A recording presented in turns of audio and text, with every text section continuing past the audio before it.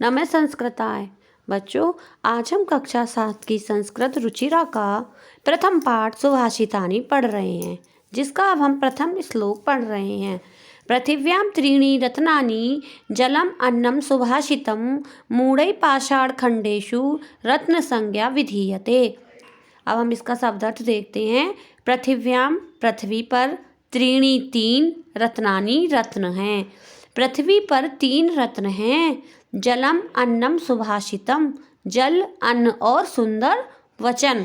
लेकिन मूढ़ई मूढ़ई मिस मूर्ख लोग, पाषाण खंडेशु पत्थर के टुकड़ों में, रत्न संज्ञा विधीयते रत्न समझते हैं, यानी रत्न का नाम देते हैं। जो मूर्ख लोग होते हैं वो पत्थर के टुकड़ों को, पत्थर के टुकड़े कहा गया है, हीरे मोती आदि को रत्न का नाम देते हैं अथवा समझते हैं। तो अब इसका हम अर्थ देखते हैं। पृथिव्याम पृथ्वी पर, त्रीणि तीन, रत्नानि रत्न, जलम जन, अन्नम अन्न, सुभाषितम सुंदर या मधुर वचन, मूढ़ई मूर्ख लोग, पाषाण खंडेशु पत्थर के टुकड़ों में, रत्न संज्ञा रत्न का नाम, विधीयते माना जाता है या समझा जाता है। अब हम इसका हिंदी अनुवाद देखते हैं। पृथ्वी पर 3 रत्न हैं, जल, अन्न और सुंदर वचन, लेकिन मूर्ख लोग पत्थर के टुकड़ों को रत्न समझते हैं। अब हम इसका दूसरा श्लोक देखते हैं। सत्येन धार्यते पृथ्वी, सत्येन तपते रवि, सत्येन वाति वायुश्च, सर्वम सत्ये प्रतिष्ठितम।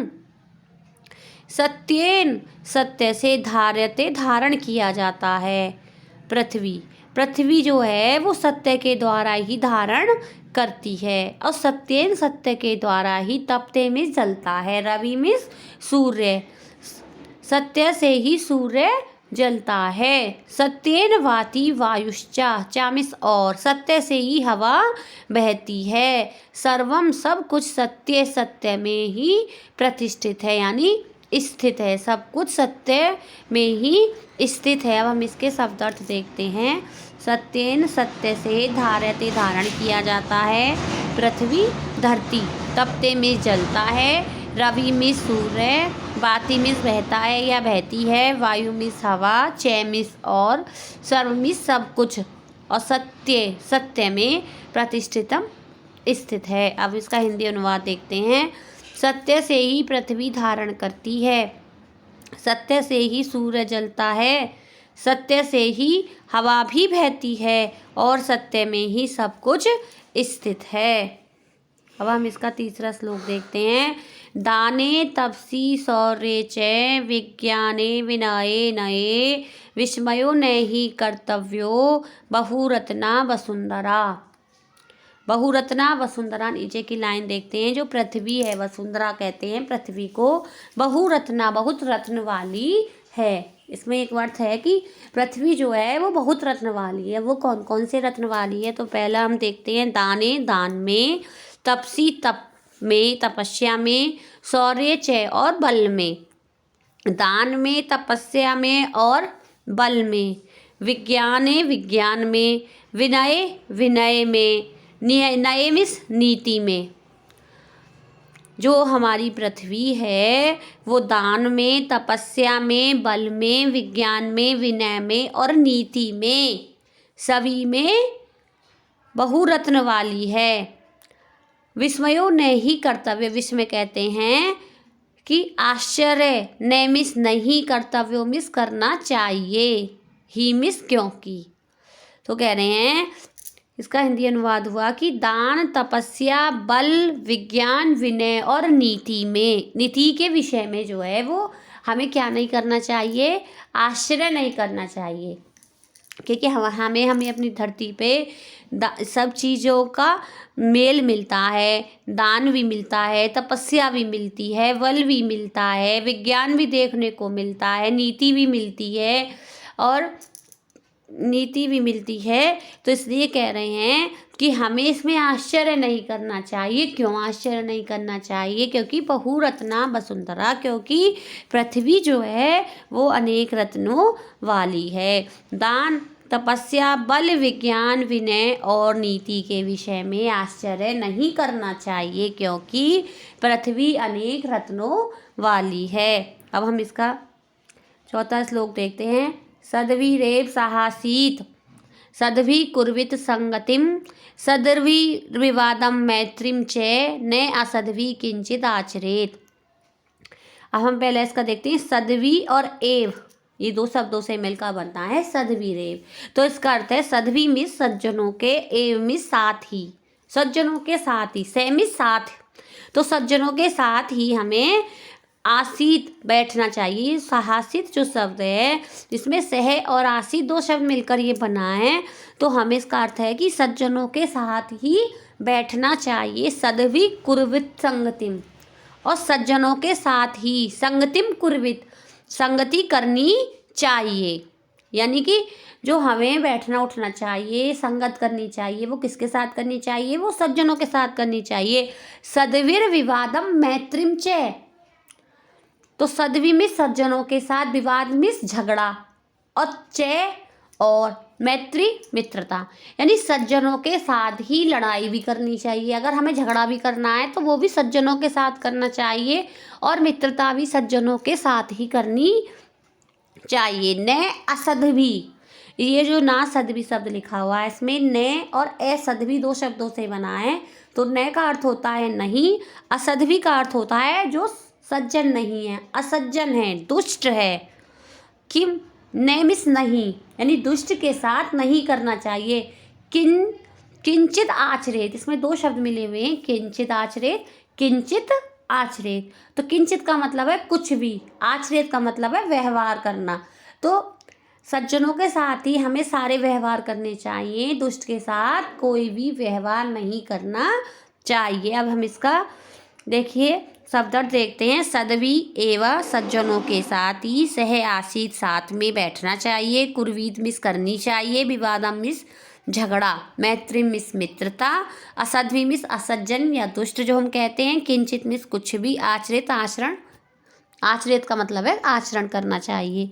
तो हिंदी अनुवाद होता है इसका कि सज्जनों के साथ ही बैठना चाहिए, सज्जनों के साथ ही संगति करनी चाहिए, सज्जन लोगों के साथ ही झगड़ा और मित्रता करनी चाहिए, दुष्ट लोगों के साथ किसी प्रकार का भी आचरण नहीं करना चाहिए। अब हम देखते हैं कि धन धान्य प्रयोगेषु विद्यायाम संग्रहेषु च आहारे व्यवहारे च त्यक्त लज्ज सुखी भवेत्।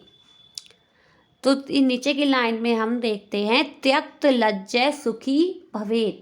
तो इसको देखते हैं। त्यक्त मिस छोड़कर, त्याग कर, किसे छाड़ कर, लज्जे मिस होता है लज्जा को त्याग कर, सुखी होता है, भवेत् मिस होता है, लज्जा को त्याग कर सुखी होता है। लेकिन किन चीज़ों में लज्जा को त्याग कर इंसान सुखी होता है? तो वो कहता है कि धन धान्य प्रयोगेषु, धन धान्य के प्रयोग में, विद्याया संग्रहेषु च, विद्या एकत्र करने में, विद्या को संचय करने में। कि अगर हम विद्या को संचय करने में हमें कोई चीज़ नहीं आती है और हम उसमें लज्जा करेंगे किसी से पूछने में, तो हमें ज्ञान नहीं होगा। तो एक तो धन हमारा, माना किसी के पास हमारा धन है, तो अगर हम उसे मांगने में लज्जा करेंगे तो हमें धन नहीं मिलेगा अपना, तो भी हम सुखी नहीं होंगे। ऐसे ही अगर हमें किसी से कुछ सीखना है और हम उससे नहीं पूछेंगे तो हम नहीं सीख पाएंगे। तो विद्या के संग्रह करने में, विद्या का संचय करने में भी लज्जा नहीं करनी चाहिए। आहार, आहार कहते हैं भोजन करना, यानी हम अगर शर्म की वजह से, लज्जा की वजह से हम भूखे रह जाएं, यानी आहार में हमने लज्जा की, पेट भर के नहीं खाया, तो भी हम सुखी नहीं होंगे। व्यवहार, व्यवहार होता है लेन देन करना। इन चीज़ों में जो है, इन 4-5 चीज़ों में इंसान को लज्जा जो है त्याग देनी चाहिए, वो तभी सुखी होता है। तो लज्जा, किन किन चीज़ों में लज्जा छोड़कर इंसान सुखी होता है इसमें ये बताया है। तो पहली है धन धान्य प्रयोगेषु, धन धान्य के प्रयोग में, विद्याया संग्रहेषु च, विद्या के संचय करने में, विद्या के इकट्ठा करने में या विद्या को प्राप्त करने में, आहारे भोजन करने में, और व्यवहारे लेन देन करने में, त्यक्त लज्ज सुखी भवेत्, लज्जा को छोड़कर सुखी होता है। तो अब हम इसका हिंदी अनुवाद देखते हैं कि धन धान्य के प्रयोग में और विद्या का संचय करने में, भोजन करने में और व्यवहार में लज्जा को त्याग कर मनुष्य सुखी होता है। अब हम इसका अंतिम श्लोक का अर्थ देखते हैं कि क्षमा वशीकृतिर्लोके क्षमया किम न साधयते शांति खड्ग करे यस्य किम करिष्यति दुर्जना। तो कहते हैं इसमें क्षमा का महत्व बताया है। नीचे की लाइन देखते हैं कि यस्य किम करिष्यति दुर्जन। किम मिस क्या, करिष्यति करेगा, दुर्जन मिस दुष्ट। दुष्ट क्या करेगा, किसके लिए कहा गया है कि शांति खड्ग करे यस्य। नीचे की लाइन हम देखते हैं कि यस्य मिस जिसके, करे मिस हाथ में, शांति खड्ग जिसके हाथ में शांति रूपी तलवार है, उसका दुष्ट क्या बिगाड़ेगा, क्या करेगा। अब हम ऊपर की लाइन का अर्थ देखते हैं कि क्षमा वशीकृतिर्लोके। लोके में संसार में, क्षमा वशीकृति, क्षमा जो है वो सबसे बड़ा वशीकरण है, यानी सबको वश में करने वाला है। क्षमा जो होती है वो सबको वश में करने वाली है। तो संसार में क्षमा जो है वो सबको वश में करने वाली है। और क्षम्या में क्षमा के द्वारा किम मिस क्या, न मिस नहीं, साध्यते साधा जाता है, यानी क्या नहीं प्राप्त किया जाता, क्या नहीं सिद्ध किया जाता है। तो कहते हैं कि संसार में क्षमा सबसे बड़ा वशीकरण है। क्षमा के द्वारा क्या नहीं सिद्ध किया जाता है, अर्थात सब कुछ सिद्ध किया जा सकता है। शांति खड्ग करे यस्य, यस्य में जिसके करे हाथ में शांति खड्ग, शांति रूपी तलवार है। किम करिष्यति दुर्जन, उसका दुष्ट क्या करेगा। अब हम इसका हिंदी अनुवाद देखते हैं। संसार में क्षमा सबसे बड़ा वशीकरण है। क्षमा के द्वारा क्या साधा नहीं जा सकता, अर्थात सब कुछ साध लिया जाता है। जिसके हाथ में शांति रूपी तलवार है, दुष्ट का दुष्ट क्या करेगा, अर्थात कुछ नहीं करेगा। धन्यवाद।